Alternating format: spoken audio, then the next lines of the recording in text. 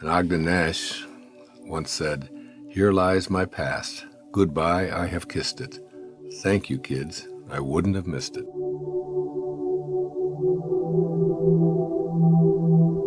Give up your personal history. When a speedboat zooms across the surface of the water, there's a white foamy froth behind it that's called the wake of the boat.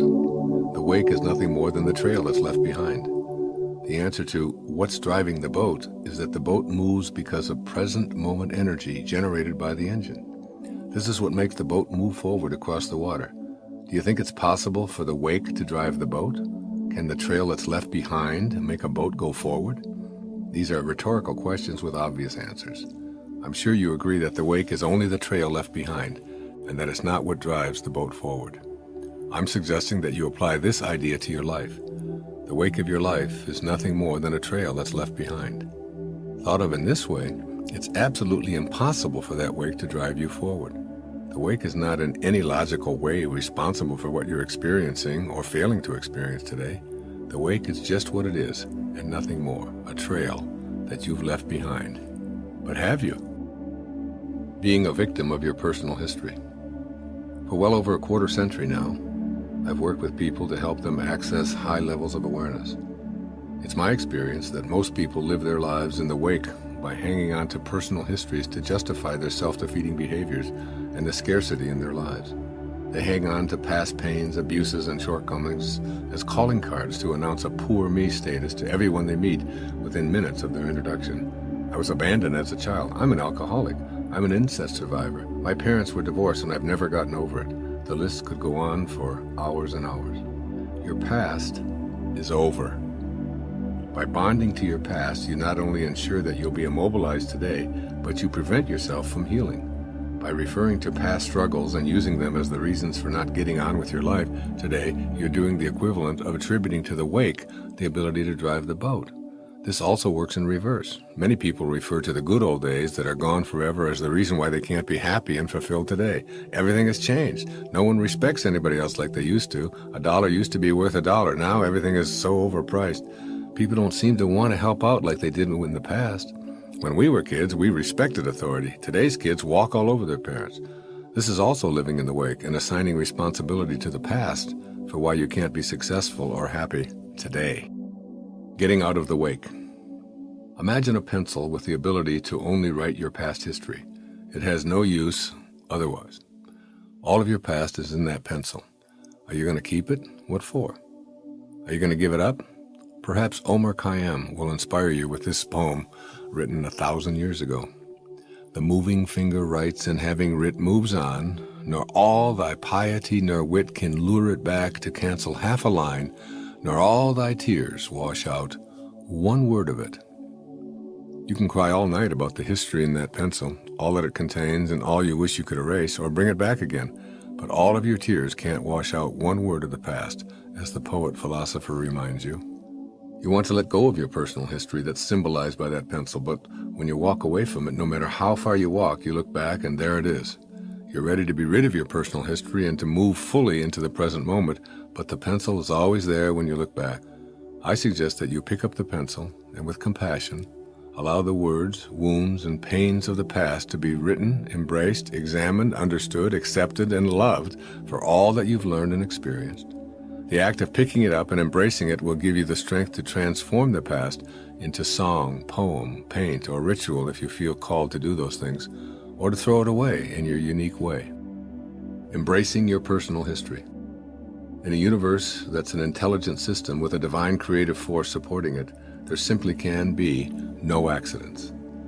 As tough as it is to acknowledge, you had to go through what you went through in order to get to where you are today, and the evidence is that you did. Every spiritual advance that you will make in your life will very likely be preceded by some kind of a fall or seeming disaster. Those dark times, accidents, tough episodes, periods of impoverishment, illnesses, abuses, and broken dreams were all in order. They happened so you can assume they had to, and you can't unhappen them.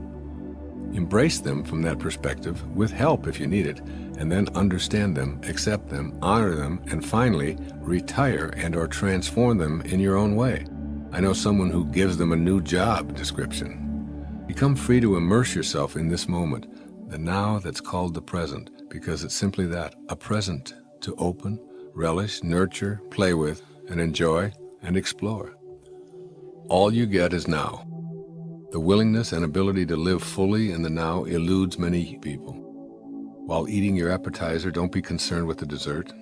When reading a book, notice where your thoughts are. While on vacation, be there instead of thinking about what should have been done and what has to be done when returning home.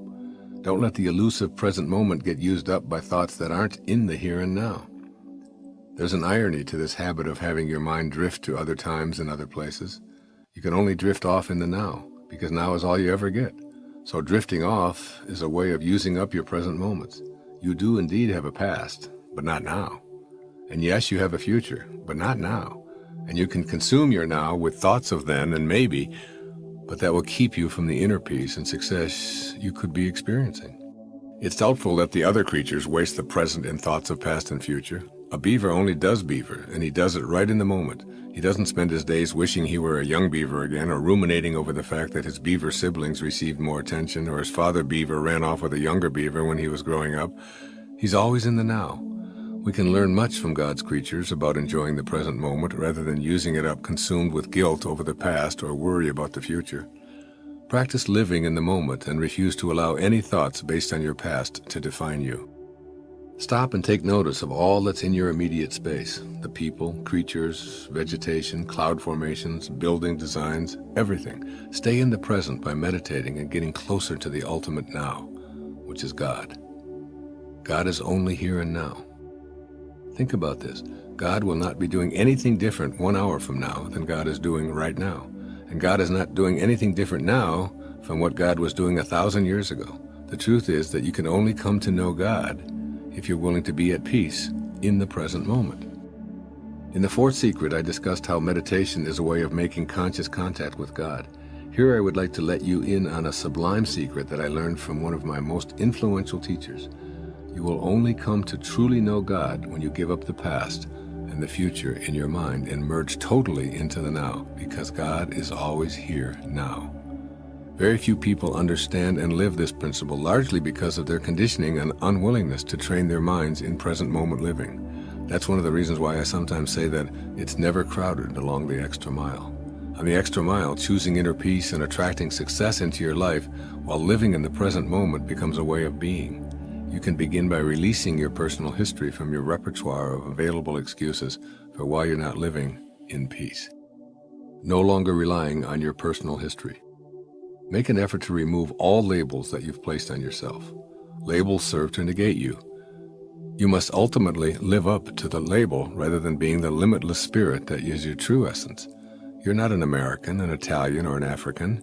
You're a member of one race, the human race. You're not a male or a female, a Democrat or a Republican. You're one with the true oneness, God. You are not athletic or magical, mathematical or literary or any other label. Transcending labels, particularly those that have been placed on you by others in your past, opens you to the opportunity of soaring in the now in any way that you desire. You can be all things at any present moment in your life.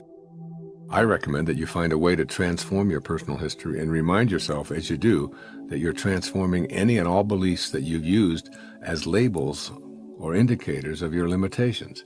Replace all that with a knowing that you're not what you've done, what you've been, how others have taught you, or what has been done to you.